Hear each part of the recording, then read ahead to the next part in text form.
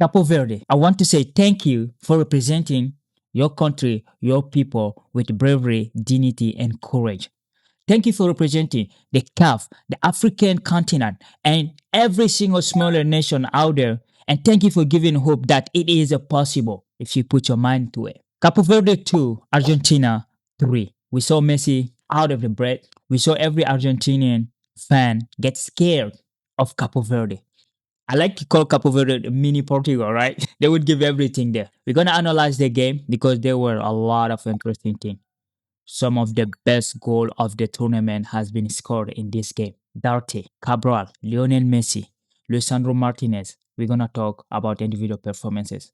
Of course, there were other games. Ghana lost to Colombia, but we're gonna analyze that game. But Egypt qualified against Australia. Mohamed Salah for the first time. Egypt won a game in a direct knockout stage, and they are in the last 16. Ladies and gentlemen, this is your 2026 FIFA World Cup last 32 game analysis. Welcome back to another video. Welcome to the world of soccer. If you're not allowed to subscribe, do me a favor, subscribe, like, and share this with your friend. Without wasting any time, we're gonna start with the sensation of the night because Argentina came into this game thinking it's gonna be walk out the park like they did against Algeria, 3-0 easy. Like they did against Jordania, 3-1 easy. Like they did against Austria, I think that was 2-0. Easy games for them. And tonight, they played a team that until tonight, they did not lose a single game. They did 0-0 against Spain, I think 1-1 or 2-2 against Uruguay, and they did 0-0 against Saudi Arabia. Officially, Cape Verde didn't lose a single game in a World Cup. They came in, they tied everybody, they're going back home. Hopefully, they're gonna bring in same seriousness in the AFCON next year because it's gonna be interesting. People tend to see smaller countries just like there are 500,000 people.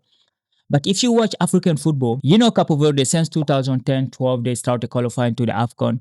They have been a serious country. It's not a country that you just come and walk over them, right? It's not like Curacao. It's not a team that takes 7 goals. Even in Africa, they don't.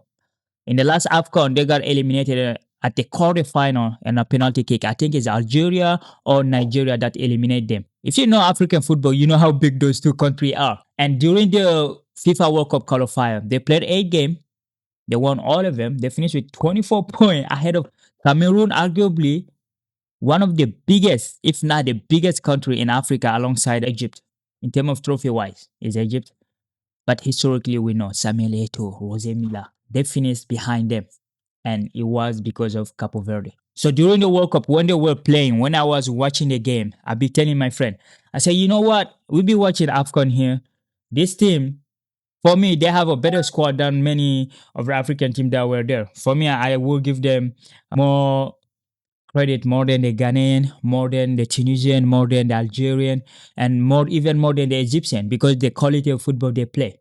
Because tonight, if you watch the game, you will say Argentina dominate the game in terms of shot. They have 21.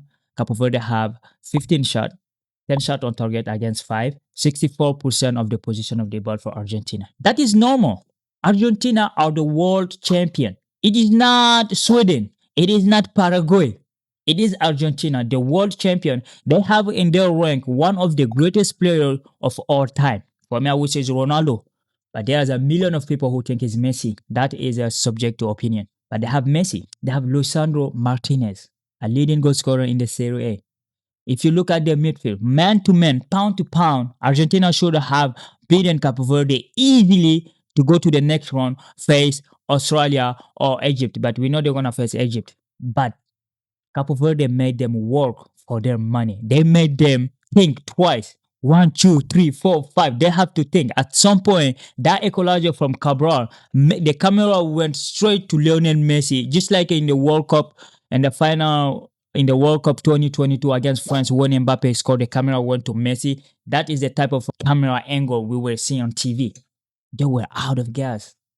But like sometimes the courage that is not enough. There is a talent that count too. That's the difference between a bigger nation of football and a smaller.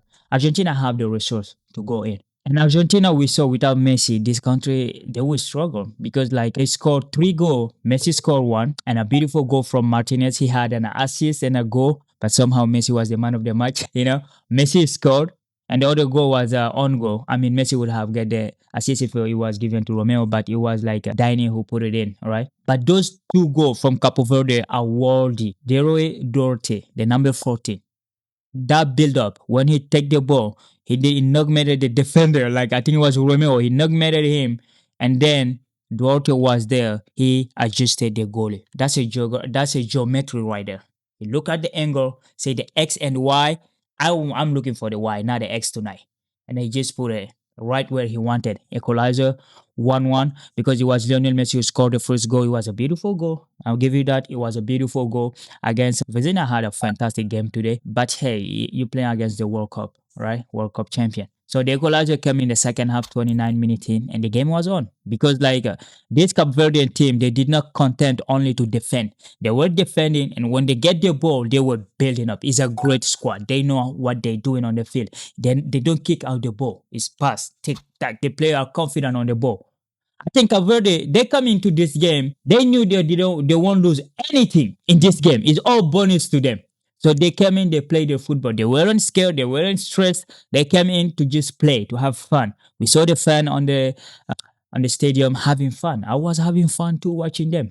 Because even when they were losing, I said, I'm so proud of what they're playing because they weren't scared and 1v1. They weren't like Messi coming. It's not like the man making Messi. No, they were playing their football. They have the formation that they were playing with. The system was working. Even though the referee didn't make the game easy because sometimes you touch Messi, don't touch him is a foul. You touch Argentina, not touch him is a foul.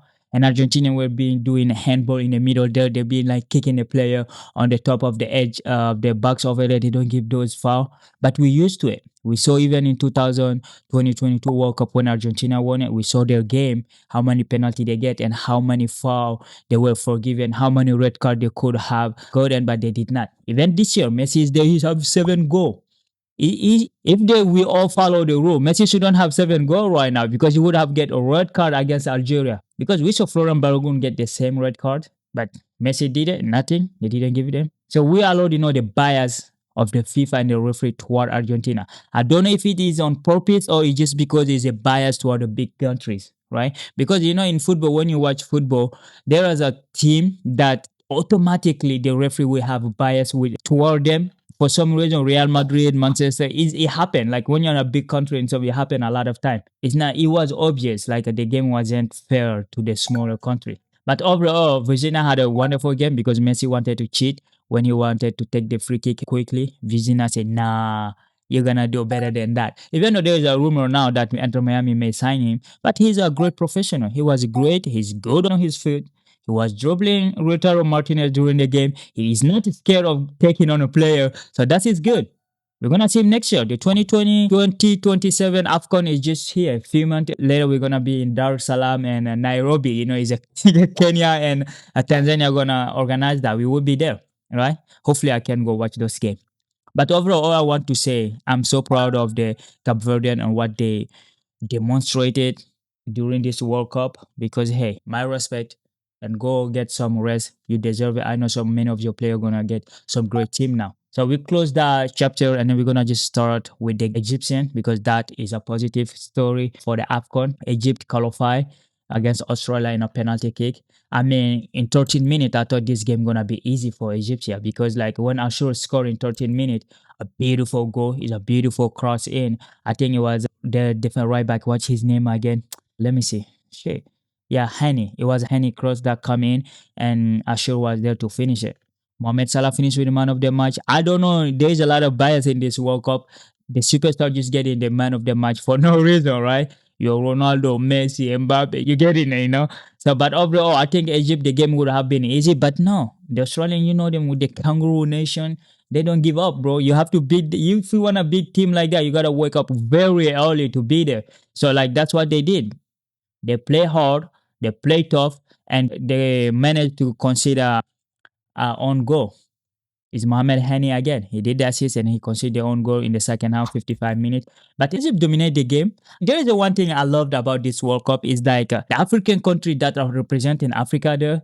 I think all of them was playing proper football. It's not like they just defending. I think the only country we had like that is a Ghana against England. That game was like, yo, that was very one-sided, right? But the rest is like, even if they defending when they get the ball, they know what they're doing with the ball, right? It's not just like defending for the sake of it. Like the country that defend do not like Paraguay, they qualify. Yeah, it pay off, but it's not fun to watch. But when you watch this African team, like you say, Ivory Coast, you saw Senegal and stuff, they're the team that play football. We play proper football.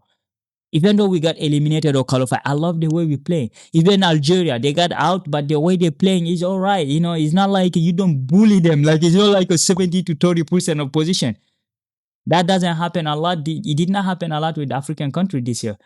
In contrary, we were dominating in most games. Like even Egypt, Australia was a smaller team in this game. Egypt has most of the ball, even though Australia had more shot. They have 15 to 14, but Egypt has more on target 4-3. But it was a boring game to watch. But hey, the most important thing is Mohamed Salah going to play in the last 16, and we'll see what you're gonna do against Argentina. We'll see what they're gonna do. So we're gonna be there to watch that. Congratulations to Mohamed Salah and Egypt for qualifying.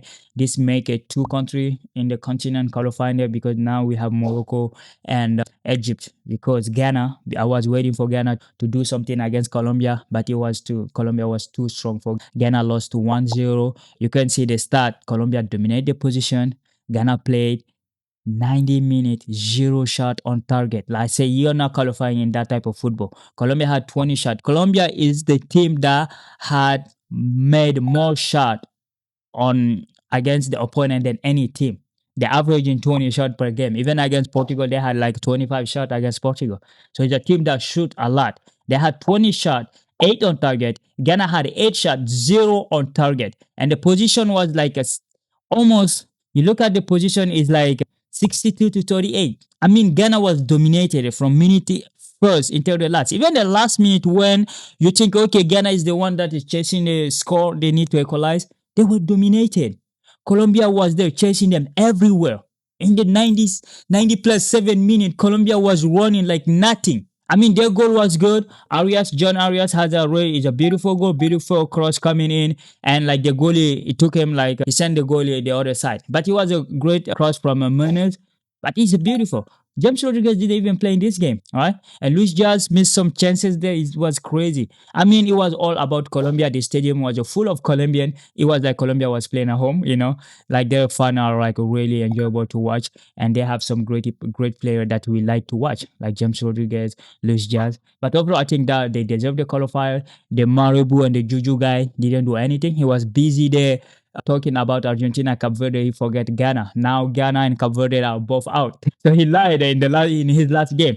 So if you look at the bracket, we're gonna have Spain, Portugal, Argentina playing Egypt, Switzerland, Colombia, US, Belgium, and we're gonna have the other like we have Morocco, Canada, Mexico, England, Brazil, Norway, Paraguay, France. So we're gonna see those. Tomorrow we're gonna watch Canada, Morocco, and of course Paraguay, France. So let me know below what you think about this analysis and what was your best moment. Is Egypt qualifying or the Cape Verdean almost eliminating Messi?